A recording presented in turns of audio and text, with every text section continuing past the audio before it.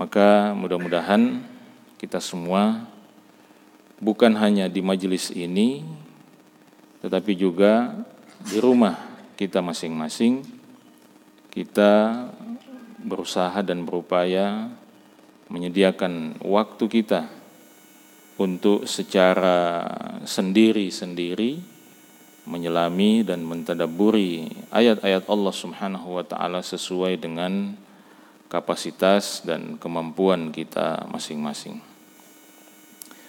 Jemaah yang dimuliakan oleh Allah Subhanahu wa taala, pada subuh hari ini insyaallah kita coba melanjutkan kajian tafsir dan tadabbur kita masih dalam surah Al-Baqarah. Pada pertemuan yang lalu kita sudah sampai pada ayat yang ke-223.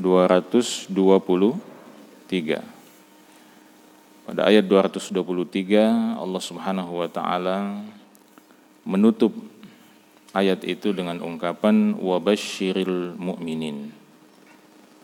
Wabasyiril mu'minin, basyir, berikanlah kabar gembira kepada orang-orang beriman. Kata para ulama tafsir, ketika Allah Subhanahu wa taala menggunakan kata kerja perintah atau fi'il amr seperti dalam ayat ini wabasyir, maka itu menunjukkan al-istimrariyah, ya, menunjukkan bahwa apa yang disampaikan itu salah satu maknanya adalah memiliki makna yang berkelanjutan.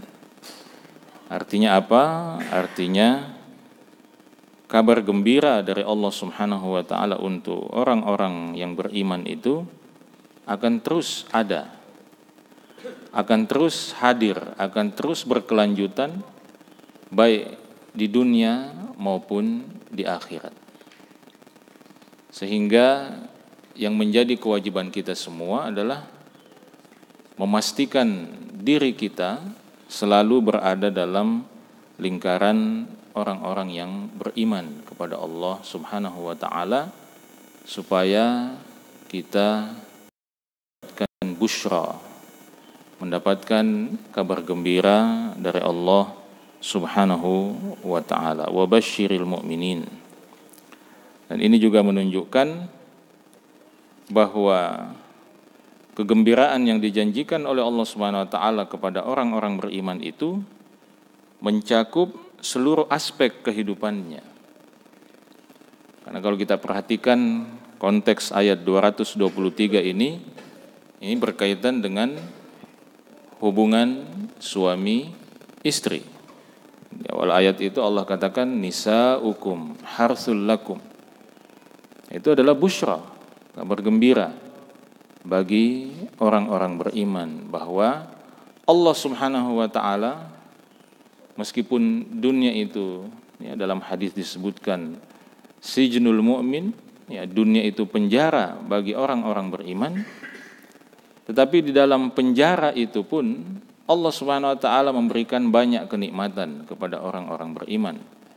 Termasuk salah satunya adalah kenikmatan dihalalkannya melakukan hubungan suami istri, ya. Bahkan dikatakan nisaukum harsul lakum fa'tu harsakum anna syi'tum.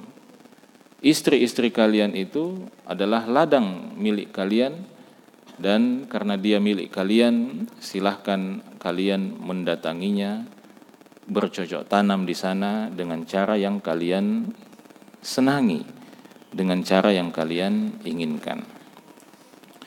Maka dunia memang penjara bagi orang beriman, tetapi di dalam penjara yang bernama dunia ini Allah Subhanahu wa taala tetap memberikan busyra, memberikan kegembiraan kepada orang-orang beriman.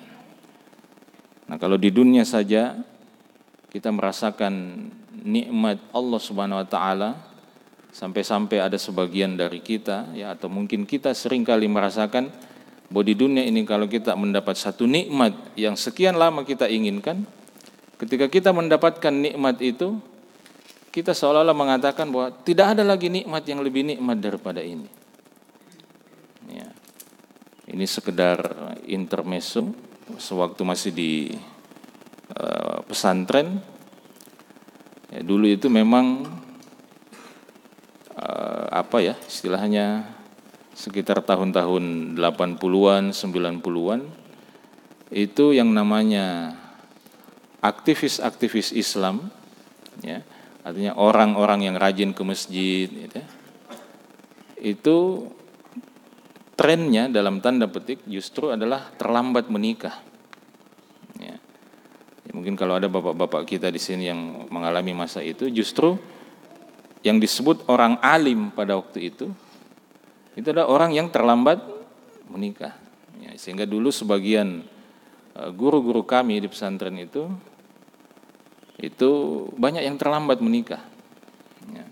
Jadi nanti usia 30 tahun, ya, baru menikah, gitu ya. Nah, itu salah seorang dari ustadz kami yang sudah meninggal, rahimahullahu taala. Itu menikah juga terlambat, dan ketika ditanya, Ustadz, gimana Ustadz kesannya setelah menikah? Ya, dia mengatakan, wah saya menyesal sekali, kenapa terlambat menikah, gitu ya. Nah, ketika dia sudah merasakan nikmatnya itu, ya, seolah-olah tidak ada lagi yang lebih daripada itu. Dan kita sering begitu di dunia ini. Padahal dunia ini adalah penjara bagi orang beriman.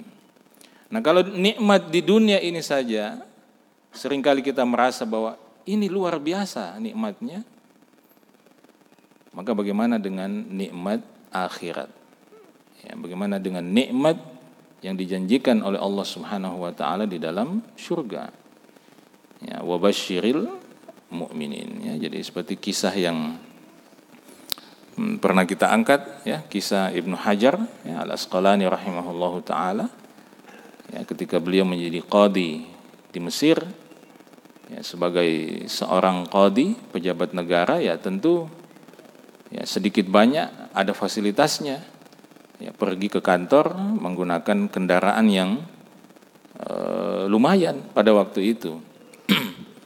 Dan ketika dia pergi ke kantor, ya, dia selalu melintasi seorang Yahudi yang kerjanya tukang memperbaiki sepatu. Ya, setengah mati cari uang. Ya.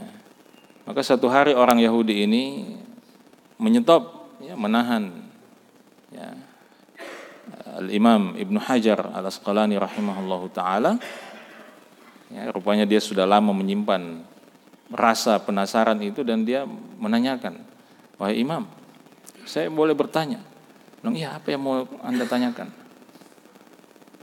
Saya pernah dengar bahwa Nabi Anda Muhammad sallallahu alaihi wasallam itu pernah mengatakan bahwa dunia ini adalah penjara bagi orang beriman dan surga bagi orang kafir. Ya. Tapi yang saya lihat sekarang ini di depan saya adalah Anda orang beriman hidupnya enak-enak, ya. Ke kantor menggunakan kendaraan yang, ya, luar biasa, hidupnya juga dilengkapi dengan fasilitas. Sementara saya ini yang tidak beriman, ya, kepada Nabi Anda, coba lihat hidup saya ini. Tiap hari ini urus sepatu, ya, belepotan seperti ini. Tidak cocok ini hadis Nabi Anda ini, tidak match, ya. Ya, mestinya terbalik, mestinya saya yang hidup seperti Anda seperti saya, karena kan dunia ini penjara untuk orang beriman. Maka Ibnu Hajar Al-Asqalani mengatakan, oh iya, memang betul apa yang dikatakan oleh Nabi saya itu. Nikmat yang sekarang saya rasakan ini dibandingkan dengan nikmat yang akan saya dapatkan di akhirat, itu penjara. Tidak ada apa-apanya. Dan kepayahan hidup, kesulitan hidup yang sekarang kau rasakan di dunia ini, itu nikmat dibandingkan dengan siksa neraka Allah Subhanahu wa taala yang disiapkan untuk orang-orang kafir. Ya, jadi dia susah hidup dunia. Tapi nanti di akhirat lebih setengah mati lagi. Ya, lebih susah lagi. Maka konon wallahu alam bissawab, dalam kisah itu disebutkan orang Yahudi ini kemudian bersyahadat asyhadu an la ilaha illallah wa asyhadu anna muhammadar rasulullah. Dia tidak mau menanggung resiko di dunia miskin, di akhirat masuk neraka. Nah, itu hidup yang paling celaka. Ya, yang paling kita inginkan ya di dunia kaya raya, ya, istri cantik, anak soleh soleha, ya, semua kebutuhan hidup terpenuhi, di akhirat masuk surga Firdaus lagi. Ya, bukan surga yang biasa, surga Firdaus. Ya. Wa basyiril mu'minin, maka selama kita memastikan diri kita adalah orang-orang yang beriman kepada Allah, Allah katakan wa basyiril mu'minin, berikanlah kabar gembira selalu kepada orang-orang yang beriman. Ya. Jadi tetaplah bergembira selama Anda adalah orang yang beriman, meskipun ketika Anda membuka dompet tidak ada satu lembar pun ya yang berwarna di situ selain tagihan. Meskipun ketika Anda mengecek ATM, ternyata di situ ATM-nya mohon maaf, saldo Anda belum cukup. Ya. Setelah Allah Subhanahu wa Ta'ala menyinggung tentang hal-hal yang berkaitan dengan hubungan suami istri, pada ayat selanjutnya, ayat 225, Allah Subhanahu wa Ta'ala, "Wala taj'alullaha 'urdatan liaymanikum an tabarru wa tattaqu wa tuslihu bainan nas wallahu sami'un 'alim." Allah Subhanahu wa Ta'ala mengatakan, "Wala taj'alullaha 'urdatan liaymanikum." Dan janganlah kalian menjadikan Allah, ya, wala taj'alu, dan janganlah kalian menjadikan Allah 'urdatan. 'Urdatan itu artinya hujjatan mani'atan. 'Urdatan itu artinya hujjatan mani'atan, artinya alasan yang menghalangi kalian. 'Urdatan sebagai alasan yang menghalangi liaymanikum, terhadap sumpah-sumpah kalian. Menghalangi untuk apa? Menghalangi an tabarru wa tattaqu wa tuslihu bainan nas. Menghalangi kalian untuk berbuat kebajikan, wa tattaqu, dan bertakwa kepada Allah Subhanahu wa Ta'ala, wa tuslihu bainan nas, dan berbuat islah, berbuat kebaikan di antara sesama manusia. Jadi melalui ayat ini Allah Subhanahu wa Ta'ala ingin mengingatkan satu hal, karena di tengah kita, di tengah manusia, kadang-kadang ada orang yang dia bersumpah pada Allah. Dia bersumpah untuk tidak melakukan satu kebaikan, atau dia bersumpah misalnya, demi Allah saya tidak akan bantu dia lagi. Ya. Kadang-kadang dalam interaksi kita, ya, ada orang yang mungkin teman, kawan atau keluarga yang bermasalah dengan kita, dan karena masalah itu kemudian kita bersumpah bahwa saya tidak akan membantu dia lagi. Padahal mana yang lebih baik?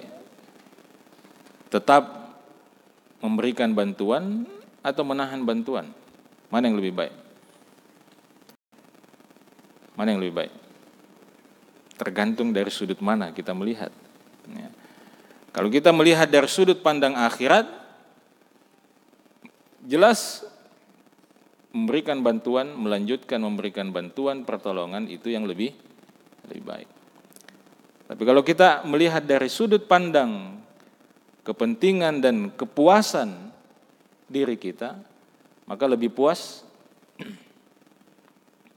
cenderung lebih puas tidak memberikan bantuan, karena kita merasa seolah-olah sudah menumpaskan rasa marah, rasa kesal, rasa benci kita dengan tidak melanjutkan memberikan bantuan.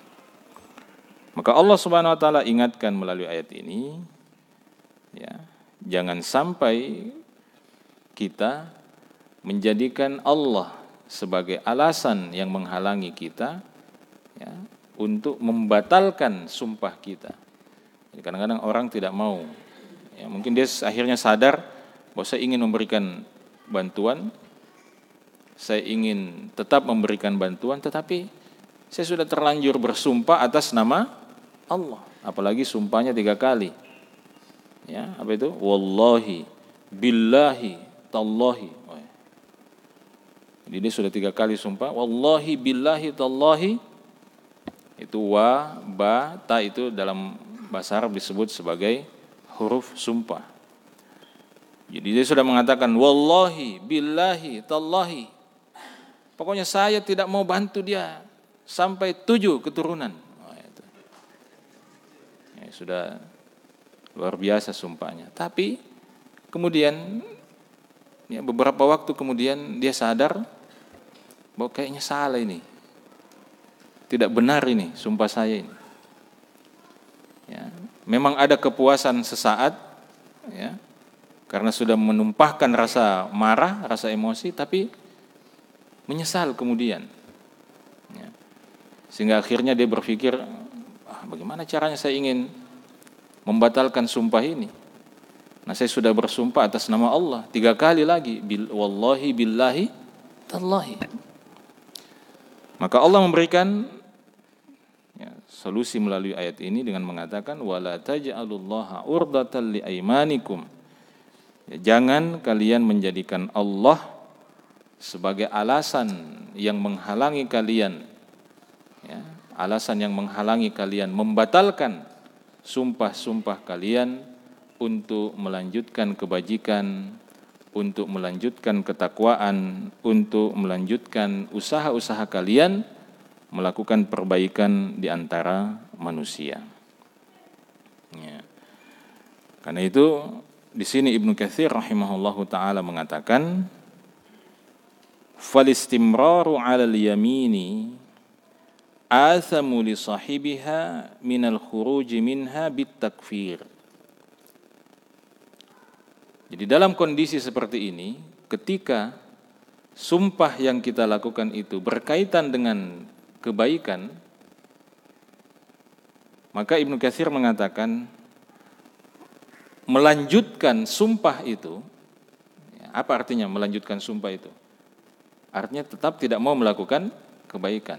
Ya, melanjutkan atau memilih untuk tetap melanjutkan sumpah itu jauh lebih berdosa daripada melanggar sumpah itu. Ya, berdasarkan ayat ini, kata Ibnu Katsir, jadi lebih baik dilanggar. Ya, karena kalau kita lanjutkan, ya, apalagi sampai 7 turunan, nah, itu asam, lebih berdosa, kata Ibnu Katsir, daripada kita membatalkan sumpah itu. Tentu ketika kita membatalkan sumpah, ya, maka itu ada namanya kafarat, ya, kafaratul yamin, kafarat untuk sumpah. Ya, kalau sudah ada yang sumpah misalnya apa? Siapa yang pernah sumpah di sini? Sumpah pocong. Ya. Ada misalnya sumpah, saya bersumpah ya, demi Allah tidak akan makan coto ya, selama 1 jam. Ya. Ya, misalnya saya tidak akan makan coto selama 2 tahun. Ya. Nah, cuma makan coto itu ya tidak masuk dalam konteks albir wa taqwa ya. Atau misalnya begini, dia bersumpah saya tidak akan ya, mulanya misalnya dia memberikan bantuan beasiswa kepada seorang kerabatnya. Ya, jadi biaya sekolahnya dibiayai setiap bulan. Nah, tiba-tiba terjadi masalah antara orang tua si anak ini dengan dia. Yang kemudian efeknya dia mengatakan, sudah, saya tidak mau lagi berikan bantuan. Demi Allah, ya, wallahi, billahi, tallahi, saya tidak mau lagi berikan bantuan. Saya tidak mau lihat lagi mukanya. Nah, tapi kemudian 1 bulan setelah itu dia sadar, wah salah yang saya lakukan. Tapi dia mengatakan, tapi saya sudah sumpah demi Allah. Billahi tallahi, ya, 3 kali lagi. Apa solusinya? Solusinya lebih baik batalkan sumpah itu dengan cara membayar yang namanya kafaratul yamin, kafarat sumpah. Kafarat sumpah itu pilihannya yang pertama, memberi makan 10 orang miskin. Ya.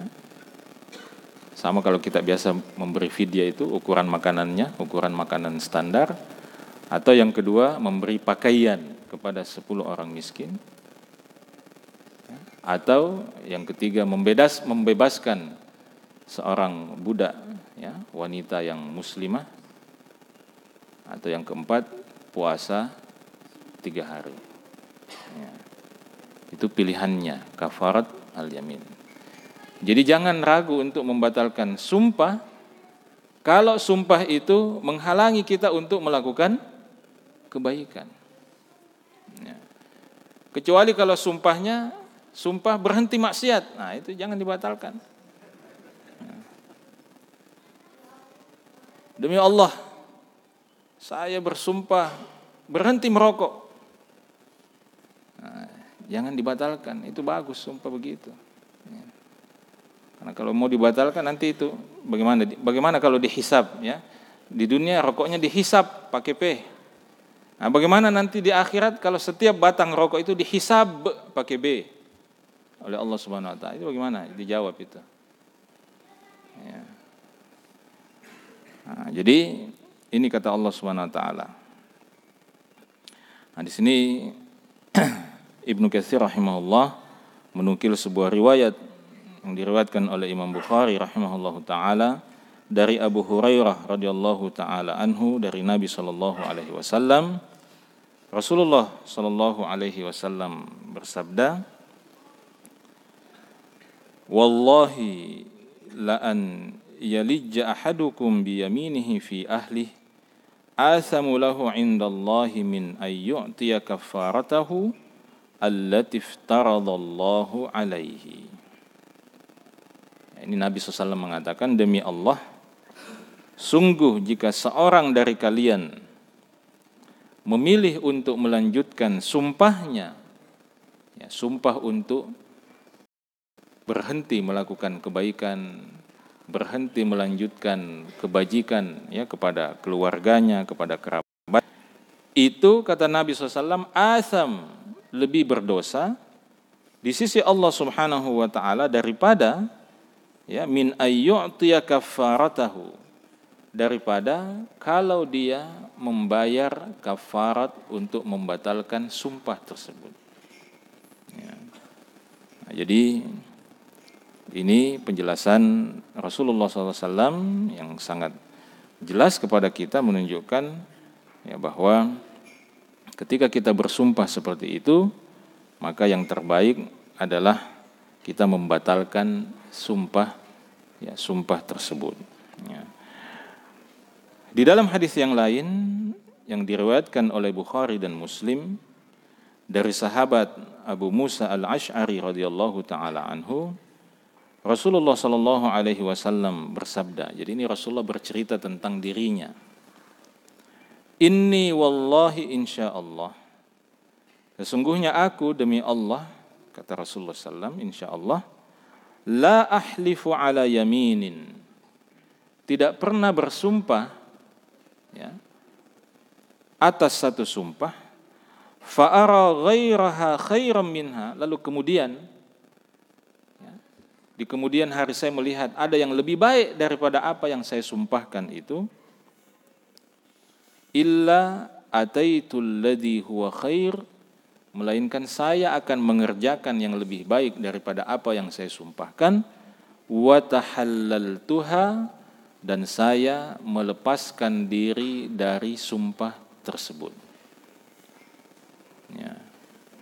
Jadi ini yang dilakukan oleh Rasulullah Sallallahu Alaihi Wasallam. Ya, jadi beliau katakan, kalau saya bersumpah tentang sesuatu, tapi kemudian saya menemukan ada yang lebih baik daripada itu, maka saya akan membatalkan sumpah itu dan melakukan yang lebih yang lebih baik. Ya. Di dalam yang hadis yang lain, Rasulullah SAW juga mengatakan, man halafa ala yamin, barang siapa yang bersumpah dengan satu sumpah, fara'a ghairaha khairan minha, lalu dia menemukan ada hal lain yang lebih baik daripada apa yang dia sumpahkan itu, fal yukaffir an yamini, maka hendaklah dia membatalkan sumpahnya itu dengan membayar kafarat, wal yaf'alil ladzi huwa khair, dan hendaklah dia melakukan apa yang dia pandang lebih baik daripada apa yang dia sumpahkan itu. Nah, ini contoh yang lain. Nah, ini contoh yang lain ini mungkin pernah terjadi di tengah masyarakat atau biasa terjadi di tengah masyarakat. Ya, kadang-kadang ada dua orang atau dua pihak keluarga. Ya itu tadi, kadang-kadang ada masalah, problem di antara mereka, ya, sehingga mungkin sampai mengatakan, pokoknya saya bersumpah atas nama Allah, tidak ada keturunan saya yang menikah dengan keturunannya. Nah, biasa begitu. Pernah lihat begitu atau pernah mengalami yang begitu? Ya? Ya, jadi biasa orang-orang tua begitu. Ada sebagian ya. Pokoknya jangan sampai ada keturunan kita yang menikah dengan keturunannya. Ya. Tapi seiring perjalanan waktu, ya, ternyata berubah. Ya. Ya, keturunan ini ada yang baik, ini juga ada yang solehah keturunannya, dan kelihatannya bagus kalau dipertemukan. Nah, bagaimana? Sudah terlanjur sumpah, ya sudah. Bayar kafarat sumpah, batalkan sumpahnya, karena itu tidak produktif, ya. Tidak efektif, tidak ada gunanya, tidak ada manfaatnya. Apa manfaatnya itu sumpah? Saya bersumpah, ya, tidak ada keturunan saya yang menikah dengan keturunannya. Ya. Ya, bahkan pun seandainya misalnya ada keturunannya Abu Jahal, ya, tapi dia sudah menjadi seorang ulama misalnya atau seorang hamba Allah yang soleh, tidak usah dilihat, oh keturunannya Abu Jahal, oh tidak. Ya. Apalagi kalau sama-sama keturunan orang beriman juga, apalagi sama-sama rajin ke masjid, ya. Maka tidak ada gunanya dilanjutkan sumpah yang seperti itu. Bayar, ya, berikan, ya, tunaikan kafarat sumpah, batalkan sumpahnya. Kalau kita yakin bahwa itu lebih baik daripada apa yang kita sumpahkan. Ya. Ada juga orang misalnya bersumpah, pokoknya saya tidak akan injak ini kampung. Ya. Saya tidak akan pernah menginjakkan kaki saya di tempat ini lagi. Ya. Tapi rupanya setelah dia menuntut ilmu, dia belajar Islam lebih jauh, wah, saya justru harus kembali ke situ untuk berdakwah. Nah, sudah, batalkan sumpahnya. Ya. Itu banyak dalam hidup kita, mungkin ada 1-2 kali terjadi seperti itu. Maka jangan ragu, kalau yang kita lihat selanjutnya itu lebih baik, kita pandang lebih baik, lebih mendekatkan kita kepada Allah, lebih memperberat catatan kebaikan kita di sisi Allah, maka batalkan sumpahnya seperti tuntunan Nabi SAW, seperti perintah Nabi SAW, batalkan sumpahnya, bayar kafarat sumpah, ya, dan kerjakan apa yang kita anggap lebih baik. Nah, mungkin juga ada orang tua, ya, pernah mungkin masukkan anaknya di satu sekolah, ya, mungkin anaknya pernah dihukum di sekolah itu, ya, pesantren kah, ya, mungkin dihukum anaknya di situ, dia keluarkan anaknya, pokoknya saya bersumpah demi Allah tidak ada lagi keturunan saya yang masuk ke situ. Ya. Ternyata sekolah ini berkembang lebih baik, akhirnya dia punya cucu. Nah, dia berubah pikir, kayaknya bagus kalau cucu saya masuk ke situ. Tidak apa-apa, batalkan sumpahnya. Ya.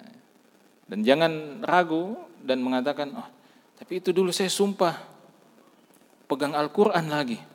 Ya. Pakai demi Allah, ya billah itu, bagaimana itu? Ya. Batalkan sumpahnya, bayar kafaratul yamin dan lakukan apa yang kita anggap lebih baik. Yaitu pesan Allah Subhanahu wa taala melalui ayat ini yang ditutup dengan firman Allah, wallahu sami'un alim, dan Allah Subhanahu wa taala Maha mendengar apa yang kita sumpahkan, Maha mendengar apa yang kita ucapkan, apa yang kita janjikan pada diri kita. Alim, dan Allah Subhanahu wa taala Maha mengetahui apa yang kita ucapkan. Allah Maha mengetahui apa yang lebih baik untuk kita, apa yang terbaik untuk kita. Maka Allah Subhanahu wa taala menetapkan syariat ini sebagai solusi dan jalan keluar bagi kita semua. Pada ayat selanjutnya Allah Subhanahu wa taala berfirman, la yu'akhidukumullahu billaghwi fi aymanikum walakin yu'akhidukum bima kasabat qulubukum wallahu ghafurun halim. Jadi ini masih ada kaitannya dengan sumpah. Allah mengatakan, la yu'akhidukumullahu billaghwi fi aymanikum. Allah Subhanahu wa taala tidak akan menghukum kalian, tidak akan menghisab kalian, tidak akan menuntut kalian atas billaghwi fi aymanikum. Atas, ya ini al-laghu fi aymanikum itu ya terjemahan bebasnya kira-kira hal yang sia-sia di dalam sumpah-sumpah kalian. Tidak tahu terjemahan pasnya seperti apa. Kalau di Quran terjemah apa? Coba kita lihat, antum lihat coba. Apa terjemahannya dalam Quran terjemahan Depak? Ayat 225. Allah tidak menghukum kamu karena sumpahmu yang tidak kamu sengaja, tetapi Dia menghukum kamu karena niat yang tertanam dalam hatimu. Baik. Jadi dalam terjemahan Departemen Agama di situ diterjemahkan billaghwi fi aymanikum, itu diterjemahkan sebagai sumpah yang tidak disengaja. Ya, sumpah yang tidak disengaja. Jadi kata al-laghu dalam bahasa Arab itu juga ya salah satu maknanya adalah sia-sia. Ya. Jadi yang dimaksud dengan al-laghwu fi aymanikum itu adalah sumpah yang mungkin kalau kita di Indonesia mungkin kita jarang mendengar seperti itu. Tapi kalau kita di Arab itu kita sering mendengar orang dalam percakapan yang biasa sekalipun itu seperti dalam tanda petik ya mengobral kata sumpah seperti kata wallah. Jadi misalnya antum tanya gitu ya kepada orang Arab, dia bilang antum sampaikan kepada dia, kemarin saya baru beli mobil baru. Nah, itu biasa dia respon. Kalau kita dalam bahasa Indonesia mengatakan, oh betul begitu. Nah, dia biasa merespon dengan mengatakan wallah. Itu kan padahal sumpah itu wallah. Atau kadang-kadang dalam dialog-dialog ya dalam obrolan-obrolan itu kadang-kadang mereka sering itu wallah ya begitu ya. Itu kan demi Allah gitu ya. Seperti tanya, bagaimana rasanya itu contoh? Wallah ya, jadi dia ingin mengatakan enak sekali gitu, dia pakai sumpah juga. Padahal kan tidak perlu sumpah gitu pakai. Ya. Kan kita antum misalnya makan coto begitu ya, yang enak sekali begitu, yang tidak ada rasanya. Kan tidak perlu kita mengatakan demi Allah enak sekali, enggak perlu. Ya. Nah, tapi kadang dalam dalam kebiasaan orang Arab itu kadang seperti itu. Jadi wallah. Ya. Kadang juga ditanya, "Kaifal hal?" Ya, bagaimana kabar? Wallah thayyib. Ya. Alhamdulillah, demi Allah baik. Ya, padahal kan tidak perlu menggunakan demi Allah gitu ya. Kan tidak ada kalau kita ditanya, "Gimana kabarnya?" Demi Allah saya baik sekali, kan itu malah lain begitu kalau dalam kebiasaan kita. Tapi dalam itu tadi saya katakan dalam tradisi orang Arab itu sering seperti itu. Ya, mungkin yang pernah kuliah di Saudi atau pernah kerja di Saudi itu sering mendengar. Ya Allah, tayyib. Ya, jadi menggunakan kata wallah. Itu masuk dalam contoh al-laghwu fi aymanikum.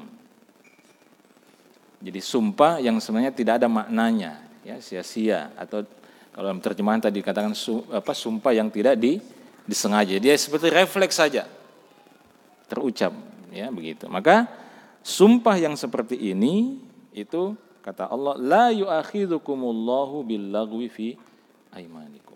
Itu tidak diperhitungkan oleh Allah, tidak dianggap oleh Allah. Jadi artinya apa? Artinya tidak usah nanti loh. Tadi saya waktu ditanya bagaimana kabarmu, saya mengatakan wallah tayyib, ya demi Allah saya sehat. Padahal sebenarnya saya tidak sehat. Bagaimana itu?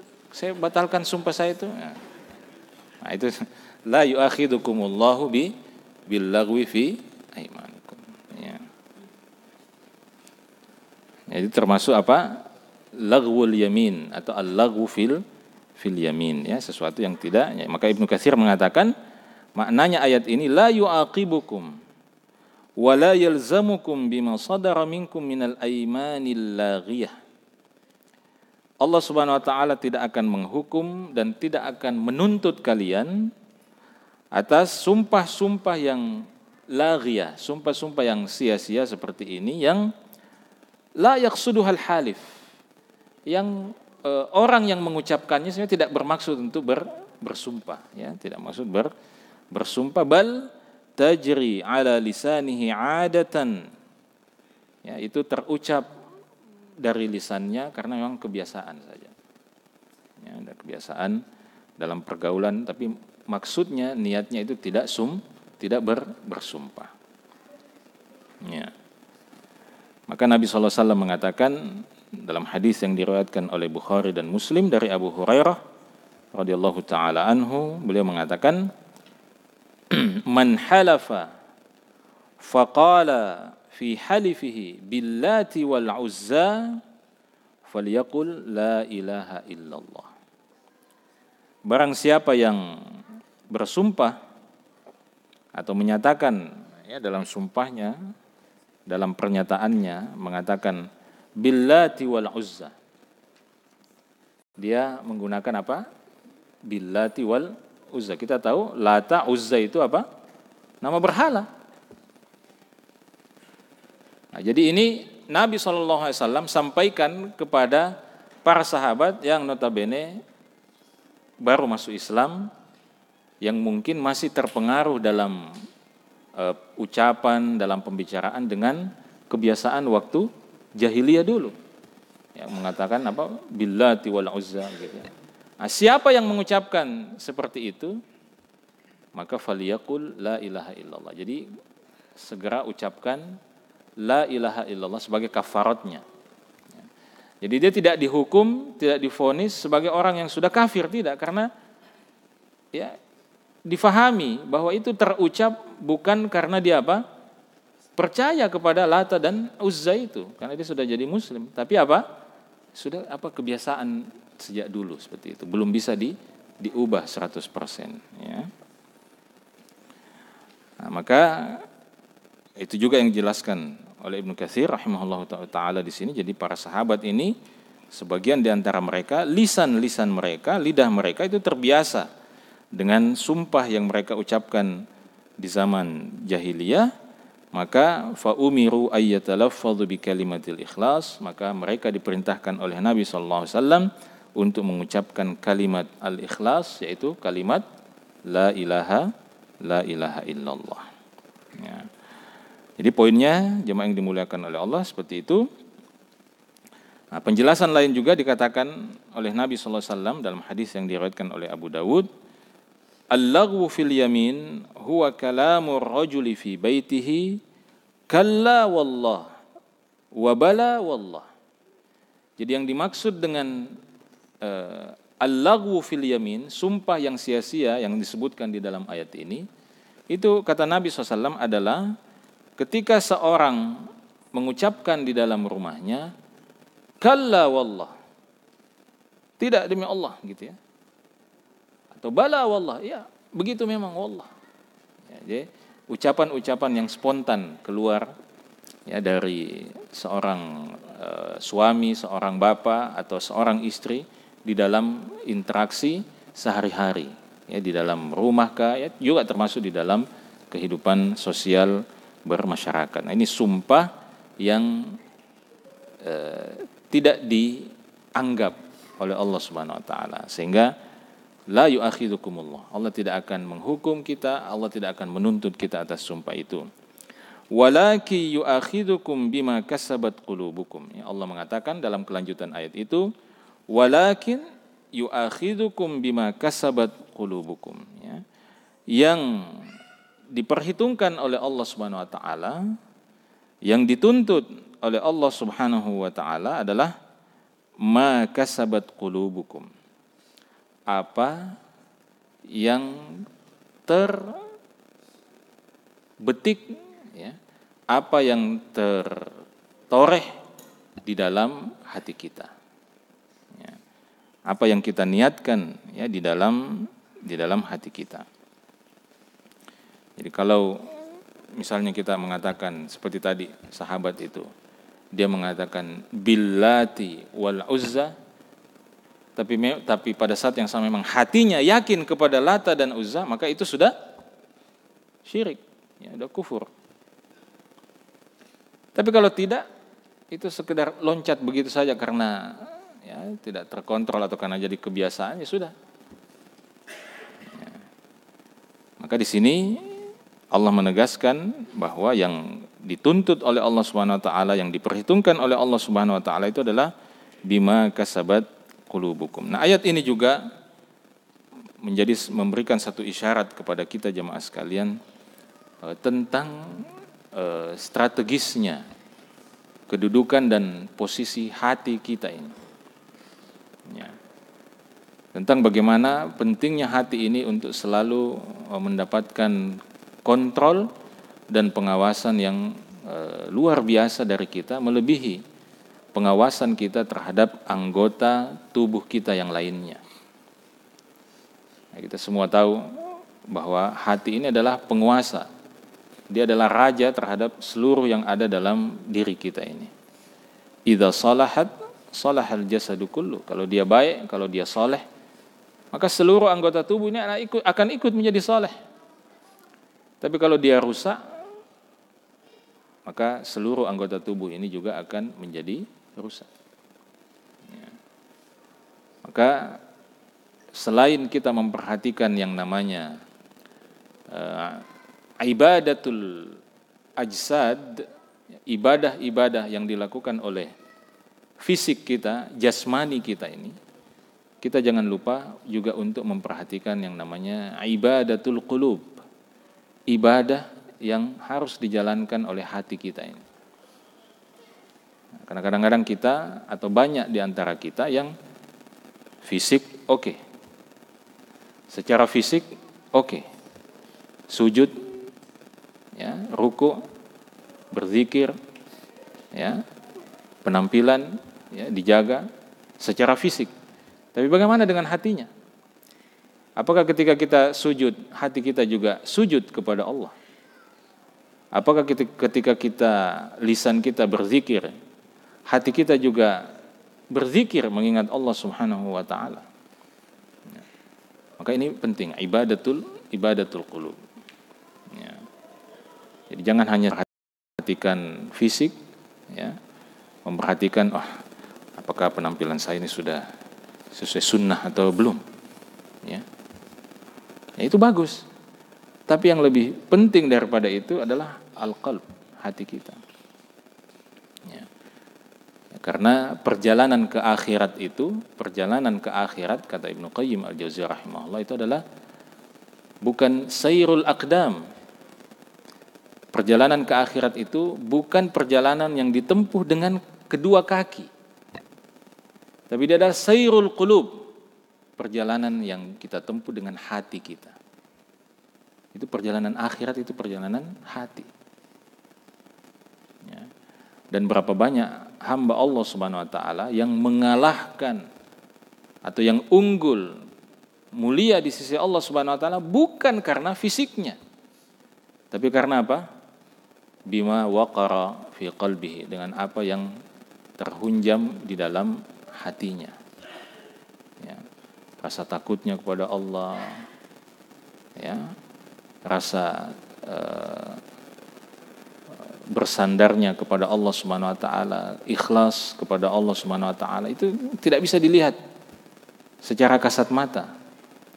Hanya Allah Subhanahu wa taala yang mengetahui. Ya.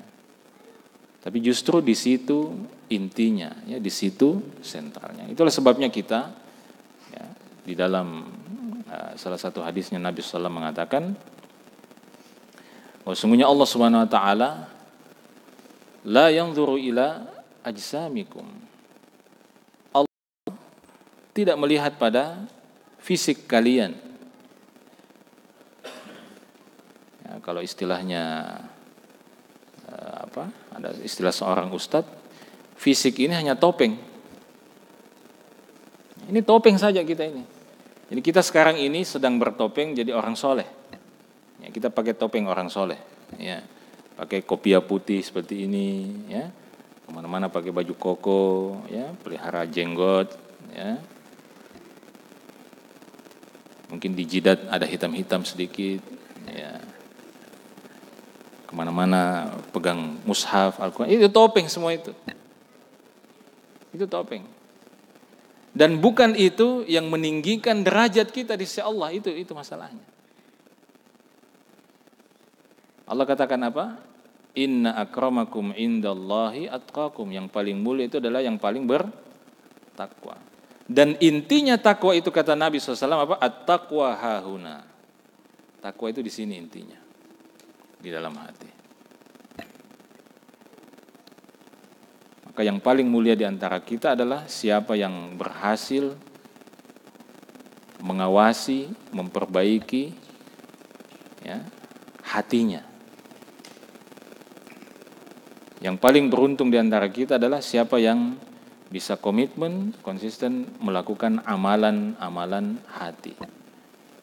Ya, sebenarnya ada buku bagus, cuma saya tidak tahu ada terjemahannya atau tidak. Ya, A'malul Qulub. Amalan-amalan hati yang ditulis oleh salah seorang guru kami, Syekh Dr. Khalid bin Utsman As-Sabt hafizahullah taala. Tapi setahu saya belum ada terjemahannya. Tapi kalau ada terjemahannya, amalan-amalan hati, saya kira itu salah satu buku yang harus menjadi bacaan penting kita.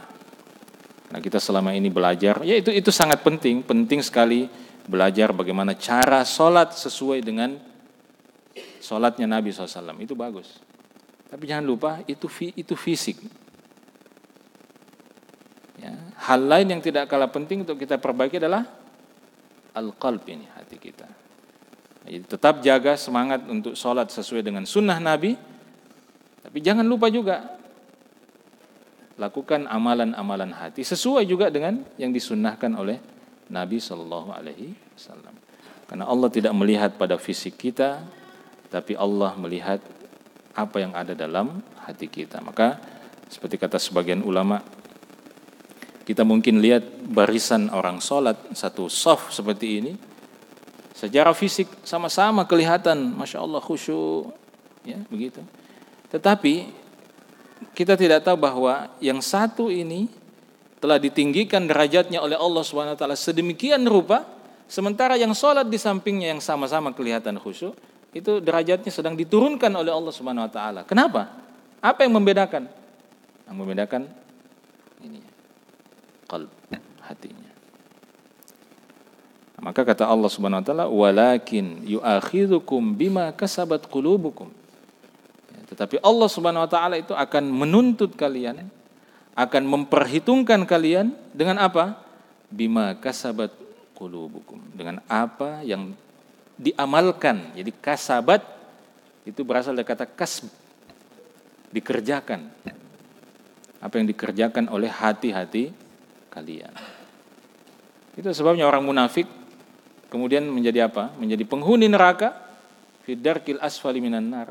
Apa karena dia tidak sholat? Dia sholat, tapi fisik saja. Hatinya apa? Hatinya kufur kepada Allah Subhanahu wa taala. Itu walakin yu'akhidukum bima kasabat qulubukum, ya. Jadi Allah memperhitungkan apa yang diamalkan oleh hati kalian. Tapi jangan juga jadi alasan kalau begitu, yang penting hati. Ya, biarlah saya tidak sholat, yang penting saya punya hati. Ya. Masalahnya, sholat, puasa, zakat, haji, dan semua amalan-amalan fisik itu disyariatkan oleh Allah Subhanahu wa taala untuk mentarbiyah hati kita. Itu satu paket, tidak bisa. Jadi hati ini hanya bisa menjadi baik dengan apa? Dengan amalan-amalan fisik, amalan-amalan lisan, dan juga amalan-amalan hati. Tidak bisa dipisah-pisah. Ya. Makanya tidak mungkin ada orang yang mengatakan saya yang penting saya punya hati. Ya. Tapi dia tidak sholat, pasti dia bukan orang yang soleh. Ya, pasti. Tidak menjaga lisan, ya bicaranya bicara kotor, tapi dia mengatakan yang penting hati saya baik. Ya bisa. Ya.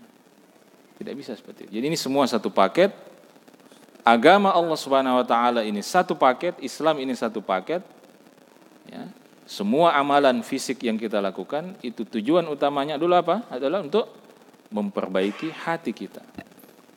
Ya, untuk mentazkiyah, ya, mensucikan hati kita. Ya, tidak bisa dipisahkan. Allah Subhanahu wa taala menutup ayat itu dengan mengatakan wallahu ghafurun halim, dan Allah Subhanahu wa taala Maha Pengampun lagi Maha Penyantun. Jadi Allah Subhanahu wa taala mengampuni apa-apa yang kita lakukan yang tidak kita niatkan untuk bermaksiat kepada Allah. Allah mengampuni dosa-dosa yang kita lakukan di masa-masa yang lalu. Ya, ketika kita mungkin masih jauh dari Allah Subhanahu wa taala, ya, seperti para sahabat, sebagian sahabat yang masih kadang-kadang mengucapkan billati wal uzza karena terpengaruh dengan sisa-sisa jahiliyahnya, maka Allah akan ampuni kita kalau kita mengalami hal yang seperti yang dialami oleh para sahabat itu. Allah Maha Pengampun, Halim, lagi Allah Maha Penyantun. Allah memberikan kasih sayangnya kepada kita semua selama kita dengan sepenuh hati, dengan penuh kesungguhan hati, dengan penuh kejujuran hati selalu ingin kembali kepada Allah Subhanahu wa taala. Ya, maka kadang-kadang ada orang yang mungkin kadang-kadang tergelincir lagi, dia tobat, tergelincir lagi. Tapi karena Allah tahu bahwa di dalam hatinya hamba ini sebenarnya ingin untuk selalu kembali kepada Allah. Meskipun dia tergelincir berbuat dosa, dia menyesalnya luar biasa. Maka Allah akan tuntun dia kembali lagi. Tapi kalau ada orang yang memang dia hatinya juga memang senang berbuat itu dan tidak ada menyesal kepada Allah, nah ini ciri orang yang akan semakin jauh dari Allah Subhanahu wa taala. Tapi selama hati kita ini punya kejujuran, kesungguhan untuk ingin kembali kepada Allah, meskipun kita tergelincir beberapa kali dalam hidup ini, kalau ada sidq, ya, kejujuran bahwa kita memang ingin kembali pada Allah, Allah akan tuntun kita untuk kembali lagi, ya, tuntun kembali lagi. Ya. Kadang-kadang ada orang yang mungkin melakukan maksiat, tapi karena hatinya, Allah tahu hatinya luar biasa, Allah ampuni dosanya. Ya, seperti kisah pelacur dalam hadis Nabi SAW itu. Jadi Allah tahu bahwa si pelacur ini dia melakukan dosa besar, zina. Tapi Allah tahu betapa lembutnya hatinya ketika melihat ada makhluk Allah yang lain yang menderita untuk dia bantu. Ini menjadi catatan juga bagi kita, ya, orang-orang yang rajin ke masjid, ya, orang-orang yang katanya ingin berkomitmen menjaga sunnah. Ya, jangan sampai hati kita ini keras. Menjaga sunnah luar biasa, tetapi hatinya keras. Lihat orang susah, lihat ada, ya, kucing terjepit, ya, tidak tergerak hatinya untuk menolong. Ada hamba Allah yang kesusahan, ya, tidak tergerak hatinya untuk membantu. Ya, ada orang yang, ya, kemarin saya membaca, ada orang yang sudah bertaubat, kemudian gara-gara sebagian orang yang lisannya selalu mencela sebagian ustadz, ya, merendahkan sebagian ustadz, akhirnya menyebabkan orang yang baru taubat dan baru hijrah ini kemudian bingung. Ini bagaimana ini? Kita ikut taklim ustadz ini, katanya tidak boleh, sesat. Nah, kita ikut lagi taklim ustadz yang itu juga sesat. Jadi yang mana yang akhirnya sekarang dia mengatakan sudah, Sekali saya tidak usah hijrah saja, sudah. Saya kembali saja seperti dulu. Ya. Jadi dia bingung. Nah, ini ada masalah dalam hati. Orang-orang seperti ini ada masalah di dalam hatinya. Perlu dibersihkan, ya, perlu direparasi, ya, supaya lebih jernih dan tidak suka melihat kesalahan orang lain. Jadi mental seperti ini itu memang seperti sudah diformat begitu ya. Begitu dia berhadapan dengan sesuatu yang segera dia tanyakan, ini apa kesesatannya? Kenapa tidak dibalik pertanyaannya? Ini apa kebaikannya? Ini apa kebaikannya? Apa kelebihannya? Ya. Kenapa dia tidak mengatakan pada dirinya sendiri, mungkin dia lebih baik daripada saya. Mungkin kedudukannya di sisi Allah sudah jauh sekian ratus derajat daripada saya. Maka ada seorang ulama hadis yang ketika mengajarkan ilmu jarh wa ta'dil, ilmu jarh wa ta'dil itu ilmu yang membicarakan pribadi-pribadi para periwayat hadis. Jadi dia akan sebutkan fulan bin fulan ini jelek hafalannya. Fulan bin fulan ini tidak bisa diterima hadisnya. Padahal kadang-kadang ada orang yang tidak diterima hadisnya itu boleh jadi dia seorang ahli ibadah. Itu biasa begitu. Makanya tidak semua ahli ibadah itu, tidak semua orang soleh itu serta-merta bisa diterima dari segi periwayatan. Tidak serta-merta begitu. Makanya tidak bisa itu, oh bagus sholatnya itu, berarti kita terima semua dari dia. Enggak, belum tentu seperti itu. Jadi kadang-kadang seperti itu. Maka ketika sang ulama ini ingin mengajarkan ilmu itu, dia pegang kitabnya, dia bergetar, dia gemetar. Ketika ditanya, kenapa gemetar? Dia mengatakan, rubbama nut'inu aqwaman qad hattu rihalahum fil jannah mundu mi'ata am. Dia katakan, boleh jadi di majelis ini kita akan membicarakan sekelompok orang, membicarakan si fulan, kita bicarakan mereka padahal apa? Mereka sudah menjejakkan kakinya di dalam surga Allah sejak ratusan tahun yang lalu. Artinya jangan sampai kita ini membicarakan orang, ya, yang boleh jadi dia sudah dimuliakan oleh Allah Subhanahu wa taala jauh lebih daripada kita. Maka orang beriman itu menjaga lisannya. Kalau tidak ada, ya, kalau istilah orang Malaysia, tidak ada kena mengenanya dengan kita, tidak ada urusannya dengan kita, sudah tidak usah. Kita bisa jadi ghibah nanti, menggibah orang lain. Ya. Fir'aun saja itu tidak ada perintah untuk menggibah dia. Ada perintah untuk menggibah Fir'aun, tidak ada. Ya. Apalagi kalau sesama orang beriman, apalagi kalau dia ustadz, apalagi kalau dia ulama. Tidak ada manusia yang sempurna. Ulama manapun di dunia ini silahkan sebutkan namanya. Ustadz manapun di dunia ini silahkan sebutkan namanya. Maka saya dan siapapun kita bisa menyebutkan kekurangannya, bisa. Kalau sekedar menyebutkan kesalahan, kekurangan orang lain itu gampang. Yang berat adalah mengakui kelebihan orang lain, menerima kebaikannya, itu yang berat. Karena tabiat manusia itu memang salah satu tabiatnya itu selalu punya sifat hasad, dengki. Nah, maka itulah sebabnya salah satu yang selalu kita minta kepada Allah adalah kita minta diberikan hati yang bersih. Ya. Wala taj'al fi qulubina ghillan lilladzina amanu. Jangan sampai hati kita ini dipenuhi dengan ghil, kebencian, kemarahan. Jadi dia lihat kalau ketemu orang sama-sama penampilannya, pakai songkok begini, pelihara jenggot sedikit, celananya di atas mata kaki sedikit, nah ini manhajnya apa ini? Ya, itu pertanyaannya begitu. Kenapa bukan mengatakan, oh ini Masya Allah, sama-sama orang beriman, sama-sama rajin ke masjid, innamal mu'minuna ikhwah. Ya. Kenapa tidak begitu? Maka mudah-mudahan Allah Subhanahu wa taala mengaruniakan hati yang bersih untuk kita semua Sehingga kita menghadap Allah Subhanahu wa taala dengan qalbun salim, dengan hati yang bersih, yang selamat, yang lurus, yang diridhoi oleh Allah Subhanahu wa taala. Kita cukupkan kajian kita pada pagi hari ini. Mudah-mudahan Allah Subhanahu wa taala memberkahi kehidupan kita. Allah memanjangkan usia kita selalu dalam kebaikan dan kesalehan. Subhanakallahumma wa bihamdik, asyhadu an la ilaha illa anta, astaghfiruka wa atubu ilaik. Wa akhiru da'wana alhamdulillahi rabbil alamin. Assalamualaikum warahmatullahi wabarakatuh.